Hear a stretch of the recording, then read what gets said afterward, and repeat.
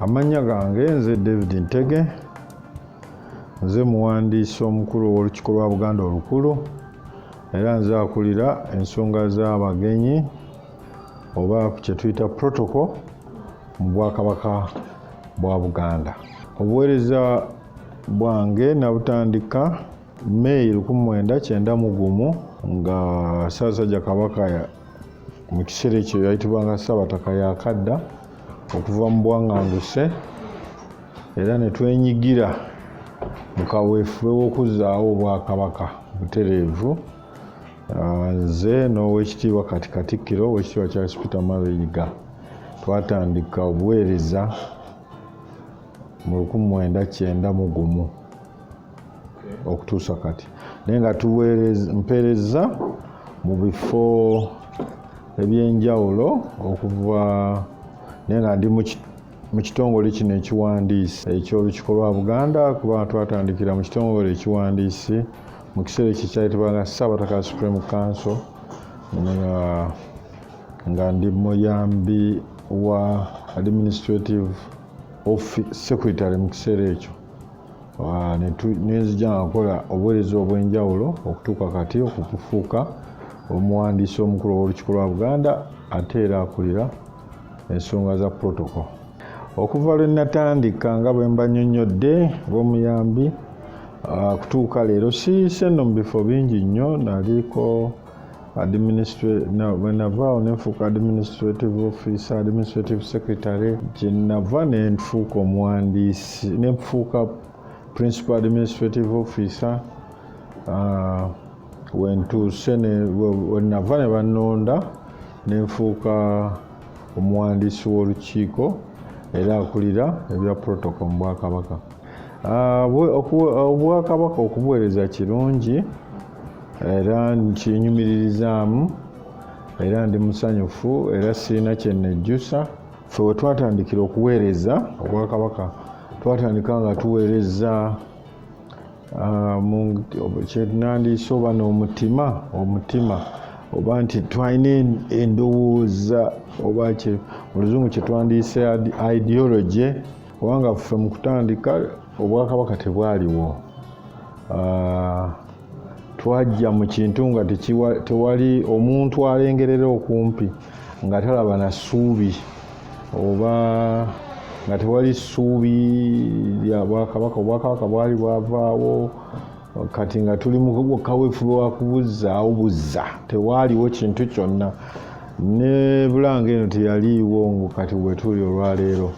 Kyali kizibu nnyo okuweereza ng'oli muvubuka muto wakava mu ssomero okuweereza Obwakabaka, okuggyako ng'olina omutima ate n'okulengerera ewala n'okugamba nti ekintu kino bwe tutakibeeremu ate ani anaakibeeramu. Obuweereza mbwenyumiririzaamu nnyo kubanga ekisooka bunfudde kyendi.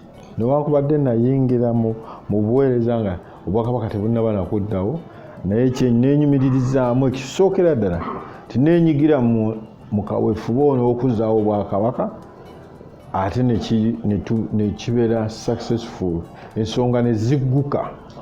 Ensonga nnyingi nnyo ezigguse nti Obwakabaka bwaddawo, Kabaka baamutikkira, ebintu by'Obwakabaka bingi bikomyewo, weewaawo wakyaliwo ebitanadda, kwegamba ng'olaba nti nno ekintu kyalinga kye bayita okuwolesebwa, nti ndowooza kwali kwolesebwa kwa Katonda oba Mukama Katonda, ne tukyenyigiramu ate bino ne bijja nga bitambula okutuuka wano we tuli olwaleero ng'abantu bangi nnyo abakyenyumiririzaamu.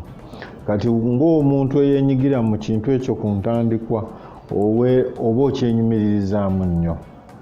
Ekyo nkyenyumiririzaamu nnyo okubeera nti mbadde kitundu mu kaweefube w'okuzzaawo Obwakabaka ate n'okubuddukanya mu mitendera egy'enjawulo. Nga bwe nkunyonyodde nti okuva ddala neenyigira mu kuzzaawo Obwakabaka, twasooka ne kye bayitanga Ssaabataka Supreme Council.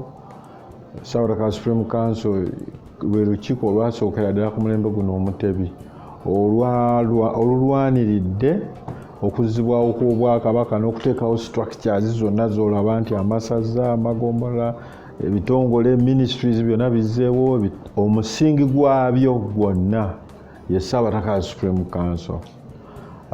Nkyenyumirizaamu ekyo. Ekyokubiri emikolo nga bw'ombuuzizza omukolo ogwasingira ddala okwenyumirizibwamu ennyo ge matikkira ga Ssaabasajja Kabaka Ronald Mwenda Mutebi II agali e Naggalabi nga 3 mu 1993 nageenyigiramu butereevu twagenyigiramu mu nteekateeka mu nkiiko zonna so ogwo omukolo ngwenyumiririzaamu. Omukolo omulala ogwali ogw'amaanyi ennyo era nagwo gwe neenyigiramu obutereevu y'embaga ya Kabaka Mwenda Mutebi ng'awasa Nnaabagereka Sylvia Nagginda. Nagwo gwali munene nnyo gwali gwa mugundu gwenyigiramu abantu bangi obukadde n'obukadde mu buliwo ate n'abo abaagulaba ku mikutu gy'empuliziganya. Omukolo omulala ogwali ogw'amaanyi era gwe neenyigiramu obutereevu ate kwe kujjukira emyaka 25 ogwa Jubileewo Kabaka ng'atudde ku Namulondo. Gwenyumirizaamu kuba nze nali nkulira ebya protocol ate nga gwe mukolo kumpi ogwali nga state visit nti gwali ku mutendera gwa waggulu, enteekateeka zaali ku mutendera gwa waggulu. Ogwo nagwo sisobola gwerabira olw'enteekateeka ezaakolebwa nti kwaliko abagenyi bangi ab'ebitiibwa abali ku mutendera gw'ensi yonna. Omukolo gwa matikkira ga Kabaka abantu lwakuba nti kati emyaka gigenze naye abali mu myaka gyammwe muyinza okuba temukujjukira oba mwali temuli bazaale, naye gwali gw'amaanyi nnyo kizibu ogwerabira kuba gwali guludde okulabikako kubanga Obwakabaka bwavaawo mu 1966 ne babuwera kati okuva ne babuzaawo mu 1993 kati oluvannyuma lw'emyaka egyo gyonna okuva 1966 ate ne Ssekabaka Muteesa tebamutikkirirawo, baali bamutikkira dda. Kati omukolo gwali guludde okulabika, n'abantu abaakola emikolo ku luli ku Ssekabaka Muteesa abasinga baali baafa kati nga baliwo kati tebakirabangako, abasinga obungi tebabikolangako. Kati waliwo n'okusomoza kw'amaanyi nnyo kugamba gwali mu bulamu bwange kizibu nnyo okwerabira kuba mwalimu ebintu bingi nnyo byensobola okwogera wano bisobola kwogera wano. Nze nga bwe nkunyonyodde nti ffe twajja nga tetuzze tebatuwandiise kufuna ssente kuba tezaaliwo, nga tebatuwandiise kugamba nti nzimba CV kubanga n'Obwakabaka tebwaliwo. Kugamba nga omuntu atunuulira ekintu ng'agamba nti ekintu kyogenzeemu Omuganda kyayita okutunda omwoyo nga mire ensanafu kuba tekyaliwo. Kati awo wali weetaagisa okubeera n'ekitone ekyokulengerera ewala, ekyokwagala ekyo kyogenza okuweerezaamu ng'okyagalira ddala n'omutima gwo gwonna, okubeera ng'olina okulengerera ewala. Ekyokubiri olina okubeera n'obugumiikiriza, obwetangize, obwesigwa,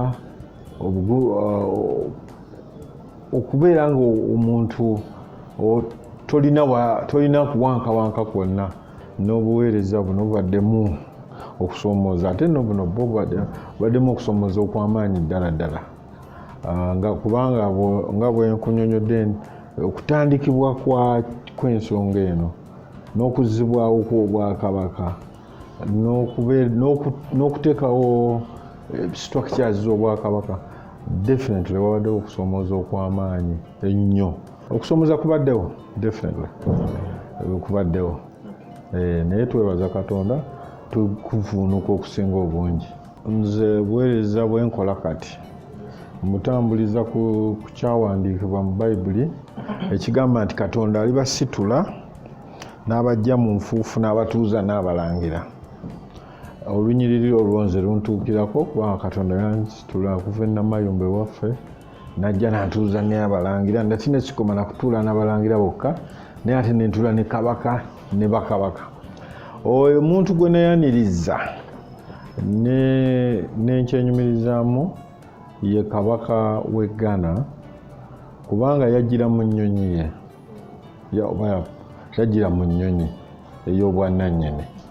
Kati bwe twali ku kisaawe Entebbe, ekisooka ennyonyi ezo bw'ebejja erina emisoso gy'oyitamu okukkiriza okujja ne bagikkiriza. Kati emisoso egyo ffe twali nze nakulemberamu okugittaanya n'okugituukiriza.